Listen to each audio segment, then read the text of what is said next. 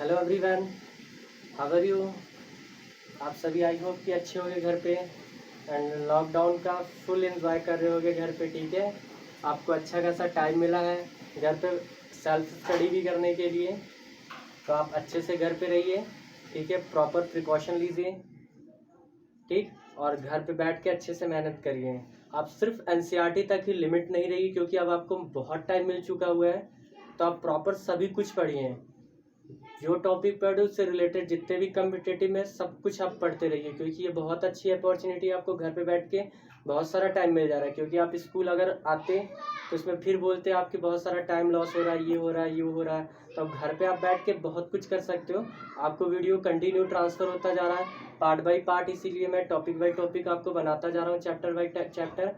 आप सब्सक्राइब ज़रूर करिए ताकि आपको नोटिफिकेशन मिलता जाए और आप वीडियोस को शेयर भी करते रहिए। ठीक है, तो आज हम लोग डिस्कस करेंगे क्या, order of reaction. Order of reaction मैंने प्रीवियस क्लासेस में प्रूफ बता दिया था। आज सबसे मोस्ट इंपॉर्टेंट उसका टॉपिक हम लोग पढ़ेंगे क्या, कैसे ग्राफ को प्लॉट किया जाता है। अगर किसी को कोई प्रॉब्लम है तो मेरे को बताना, मैं फिर से नेक्स्ट वीडियो बनाऊंगा जिसमें फिर से एक्सप्लेन कर दूंगा। Is that clear. तो आज हम लोग बात करेंगे किसकी, ऑर्डर ऑफ रिएक्शन की, ग्राफ की। तो ग्राफ से रिलेटेड क्वेश्चन अब आने लगे हैं, तो मैं ग्राफ को बताता हूँ। देखो, बहुत लोग को ग्राफ प्रॉब्लम क्रिएट कर रहा होगा, तो मैं बहुत कॉन्सेप्ट छोटा सा लेके आया हूँ, बट बहुत ही इंपॉर्टेंट है। और किस तरीके से ड्राइव करना बस इजी केस है। ठीक, वो मैथमेटिकल वाला ज्यादा पोर्शन नहीं कि हाइपरबोला खींचना ये वो, ऐसा कुछ नहीं है। ठीक, तो मैथ वाले जाने, मैथ वालों के लिए तो थोड़ा इजी होगा, बायो वाले के लिए और इजी हो जाएगा। तो अब मैं बात करता हूँ, पहले बात कर लेता हूँ क्या पढ़ाया था। तो जीरो ऑर्डर रिएक्शन के लिए मैंने क्या बताया था, T equal to R naught minus R upon K, ये पढ़ा था। ये इनिशियल कंसंट्रेशन था, ये फाइनल कंसंट्रेशन था, के रेट कांस्टेंट था, 30 टाइमिंग था। अब हम लोग को ग्राफ को प्लॉट करना है। तो ग्राफ किसके किसके बीच प्लॉट करना है वो एग्जाम में बताएगा। जब मैं पेपर क्वेश्चन कराऊंगा तो मैं इसमें बताऊंगा कैसे कैसे ग्राफ और क्या क्या पूछा हुआ है। ठीक है, तो मैं अभी यहाँ पे जो ग्राफ प्लॉट करा रहा हूँ किसके, कंसंट्रेशन आर एंड टाइमिंग के बीच करा रहा हूँ। ठीक, तो अब आर और टी के बीच कराना है, तो जो पहला वाला लिखा होगा ये वाई एक्सिस पे होगा। किस पे होगा हमारे पास, वाई एक्सिस पे होगा। ये किस पे होगा हमारे पास, एक्स एक्सिस पे होगा। ये बात दिमाग में सेट कर लेना। अभी मैं बहुत ही लिमिटेड हूँ, एनसीईआरटी था कि जो पूछता मैं उसी को बता रहा हूँ, बहुत ज्यादा हॉच पॉच या बहुत इंटीरियर नहीं जा रहा हूँ उसके। तो जो पहला वाला होगा वो वाई एक्सिस पे होगा, जो दूसरा वाला होगा एक्स एक्सिस पे होगा। तो दो चीज क्लियर, ये वाई पे होगा और ये एक्स पे होगा। तो अब इसको आप इस तरीके से आप एडजस्ट करिए। तो y वाला जब भी होगा राइट हैंड साइड में होगा और सारे पार्ट को उधर रखो। तो मैं बनाना चाहता हूँ y equal to m x plus c के फॉर्म में है। इसका आपको वर्जन पता है कि इसमें क्या क्या वर्क होता है, तो मैं इसको पहले इससे कंपैरिजन करता हूँ। ये जो y होगा ये y एक्सिस पे होगा, x जो होगा x एक्सिस पे होगा। ये जो m होता है ये क्या होता है हमारे पास, स्लोप होता है। ये क्या होता है, स्लोप होता है। ये c क्या होता है, इंटरसेप्ट होता है। इंटरसेप्ट होगा। क्लियर, दो चीज तीन चीज क्लियर कर देना। वाई एक्सिस पे, एक्स एक्सिस पे, एक्स के साथ जो एम होगा वो स्लोप शो करेगा। आपको स्लोप ही बोलता है कि स्लोप बताइए इसमें क्या होगा, स्लोप होगा। और जो सी होगा इंटरसेप्ट होगा। अगर ये सिर्फ सी नहीं हुआ तो पहले सपोज कर लो कि इक्वेशन देखो, ये वाई पे हो गया, ये एक्स पे हो गया। क्लियर, बात समझ में आ गई। सी का मतलब इंटरसेप्ट, ये वाई एक्सिस पे कहीं ना कहीं कट करेगा। सी का मतलब क्या होगा, ये जो सी होगा वाई पे कहीं ना कहीं कट करेगा। अब दो कट करने के तरीके होंगे, या तो ऊपर नीचे से ऊपर जाए, या तो नीचे से ऊपर जाए, या तो दूसरे में क्या होगा, y कर लो और ये x कर लो, या तो ऊपर से नीचे आए। अब ये कैसे पता चलेगा, तो ये पता चलेगा कहाँ से, इसके माइनस, ये प्लस में वैल्यू है। स्लोप क्या हमारे पास है, प्लस में है। जब प्लस में होगा तो ये नीचे से ऊपर जाएगा, और जब ये अगर ये माइनस होता तो ये ऊपर से नीचे आता। क्लियर, बात समझ में आ रही है। अगर ये सी नहीं होता, तो ये कैसे फॉर्म हो जाती है, ओरिजिन से चला जाता है, क्योंकि इंटरसेप्ट है नहीं, कहीं पे कट ही नहीं करेगा। तो वाई स्क्वायर टू क्या हो जाएगा हमारे पास, एक्स सिंपल से हो जाएगा। ठीक, तो तीन ऐसे ही होगा। एनसीईआरटी में first order reaction, zero order reaction के लिए बहुत सारे इक्वेशन आएंगे। तो जिसके बीच करेगा, कॉन्सेप्ट एकदम दिमाग में सेट किया रहना, सबके बीच ग्राफ प्लॉट हो जाएगा। ठीक है, तो मैंने पिछले साल पूरे ग्राफ को पढ़ाया था, इस बार फिर से क्वेश्चन आ गया था उससे। तो मैं यहाँ पे भी कुछ आइडियाज देता हूँ किस तरीके से ये काम कर रहा है। तो अभी देखो, अभी के हो गया। अब हमको किसके किसके बीच ग्राफ प्लॉट करना है, कंसंट्रेशन आर एंड टी के बीच। तो आर को इधर लेके आओ, तो आर ये पहले मल्टीप्लाई कर दो, K T concentration R naught minus क्या होगा आर, आर इधर तो इधर लेके आओ, आर हो जाएगा minus k t plus r not. देखो इजी कर दिया मैंने इक्वेशन को बहुत। ये क्या होगा, वाई हो गया, ये एक्स हो गया, ये एम हो गया, ये सी हो गया। इजी हो गया केस। अब ग्राफ प्लॉट करो। जैसे ही ग्राफ प्लॉट करोगे क्या हो जाएगा, ये वाई हो जाएगा, ये टी हो गया, वाई की जगह पे क्या है कंसंट्रेशन आर हो गया। देख लो ये इंटरसेप्ट तो बिल्कुल करेगा। ग्राफ या तो ऐसे जाए या तो ऐसे जाए। कैसे जाएगा मैंने बताया, जब माइनस होगा तो ऊपर से नीचे आएगा, ये ऊपर से नीचे आएगा। आ गया। स्लोप कितना बताओगे, स्लोप कितना है हमारे पास, स्लोप ये स्लोप होता है, ये स्लोप कितना हो जाएगा हमारे पास माइनस के हो जाएगा। और इंटरसेप्ट क्या हो जाएगा हमारे पास, ये वाला पॉइंट इंटरसेप्ट पूरा हो जाएगा, ये पूरा, ये कितना होगा हमारे पास, कहाँ चला गया, आर नॉट। ये क्या हो जाएगा हमारे पास, आर नॉट को इंडिकेट करेगा। या तो आप यहाँ पे सिंपल बोल सकते हैं, ये वाला इंटरसेप्ट ही बोलते हैं, यहाँ पे एरो लगा देते हैं। ये इतना यहाँ से इंटरसेप्ट कर रहा है, ये वाला पार्ट क्या होगा, इतना इंटरसेप्ट वाला पॉइंट हो जाएगा। देख लेना, अगर किसी को प्रॉब्लम हो तो फिर से बताना। तो मैं फिर से एक बार बता दूं, y r equal to minus k t plus r naught कर लिया, इसको y equal to m x plus c के फॉर्म में रख दिया। अगर सी नहीं होता है तो सीधे सीधे ओरिजिन से पास हो जाता है यहाँ से, बट सी तक इंटरसेप्ट कहीं ना कहीं से कट करता है। या ऊपर से नीचे ग्राफ आए या नीचे से ऊपर जाए, डिपेंड करेगा इस पे माइनस पे। अगर ये माइनस हुआ तो ऊपर से नीचे होगा, अगर ये प्लस हुआ तो नीचे से ऊपर जाएगा। ठीक है, तो ये मैंने इस तरीके से। अब इसमें पूछा हुआ कि जीरो ऑर्डर रिएक्शन के लिए आप आर और टी के बीच ग्राफ प्लॉट करिए और स्लोप बताइए। आर और टी के बीच ग्राफ प्लॉट करिए और स्लोप बताइए। तो स्लोप क्या हो जाएगा, दिस वन माइनस के हो जाएगा। इसी बार के पेपर में आया, तो मैं आई थिंक बताऊंगा अभी जब क्वेश्चन कराने लगूंगा। तो इसमें कोई डाउट, मैंने सारा कुछ पढ़ लिया, इसकी यूनिट भी पढ़ ली मैंने। क्या था इसकी यूनिट, मोल पर लीटर पर सेकेंड था।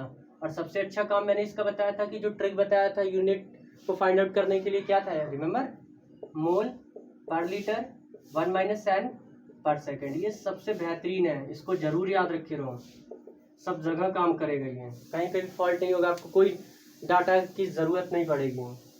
ठीक, now come to the next. ये जीरो ऑर्डर हो गया। अब हम लोग चलते हैं फर्स्ट ऑर्डर रिएक्शन के बीच।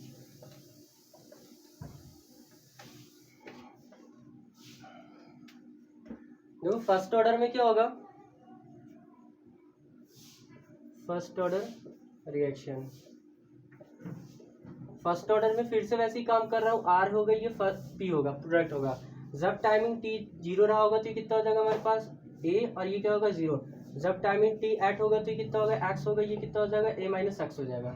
इतना क्लियर, किसी को डाउट बताना नहीं।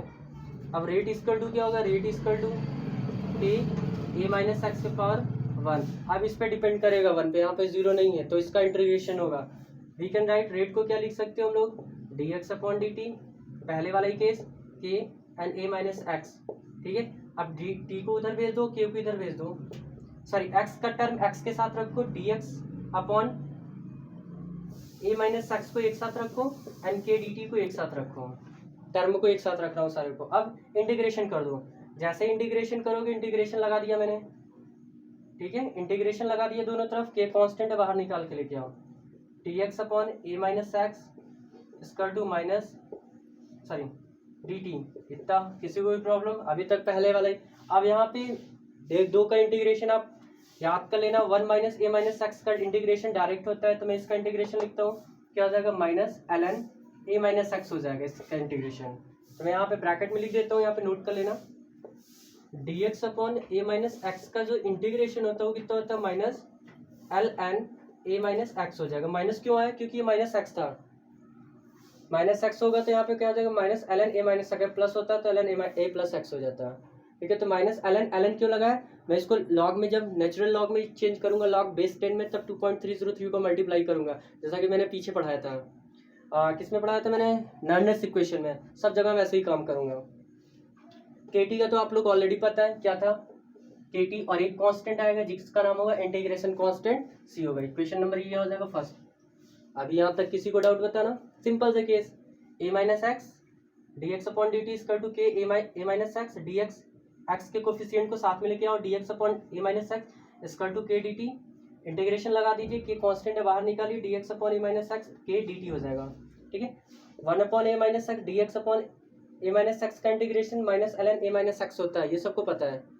सॉरी सबको नहीं पता है, मैथ वालों को पता होगा, बायो वाले सिर्फ इसको याद करो, कोई इसमें कुछ तामझाम नहीं करना है कि बहुत ज़्यादा लगे इंटीग्रेशन करने इस पे, जो डायरेक्ट रिजल्ट है उसको आप याद रखे रहो। ये आ गया। अब इंटीग्रेशन सी की वैल्यू चाहिए, सी की वैल्यू कैसे आएगी, सेम केस मैंने बताया था, वैन टी इक्वल टू 0 उस समय क्या होगा, एक्स भी क्या होगा बताना। जब टी 0 हो रहा होगा तो एक्स भी क्या होगा, 0 होगा। तो क्या हो जाएगा 0। पुट करो, put in equation 1 we get क्या मिलेगा, minus ln a minus X की वैल्यू 0 हो गई तो ln a हो जाएगा।